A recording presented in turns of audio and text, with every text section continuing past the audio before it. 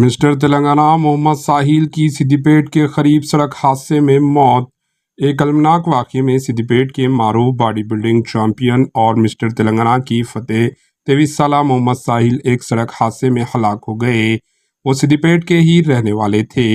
محمد ساحل اور ان کے دوست 23 سالہ محمد خدیر 29 جون کو اپنی بائک پر سدیپیٹ سے کی طرف جا رہے تھے۔ تلنگانہ ٹوڈے میں شائع ایک رپورٹ کے مطابق ساحل موٹر سائیکل چلا رہے تھے کہ اچانک کنٹرول کھو بیٹھے اور کے قریب اسکراپ لے جانے والی ایک آٹو رکشہ کو ٹکر دے دی۔ اس حادثے میں ساحل اور خدیر دونوں شدید زخمی ہو گئے۔ دونوں کو حیدرآباد کے ایک پرائیویٹ ہسپتال منتقل کیا گیا، جہاں چہارشنبے علاج کے دوران محمد ساحل کی موت ہو گئی۔ محمد ساحل نے اپنے مختصر کیریئر میں کئی ضلعی، ڈسٹرکٹ، ریاستی سطح اور جنوبی ہند سطح کی باڈی بلڈنگ چیمپئن شپ جیتی تھی۔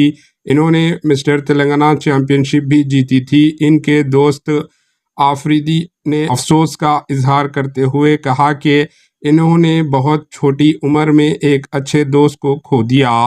ساحل کا باڈی بلڈنگ میں شاندار مستقبل تھا۔ پولیس نے جس نے ایک مقدمہ درج کیا، کہا کہ حادثے کی وجہ تیز رفتاری تھی۔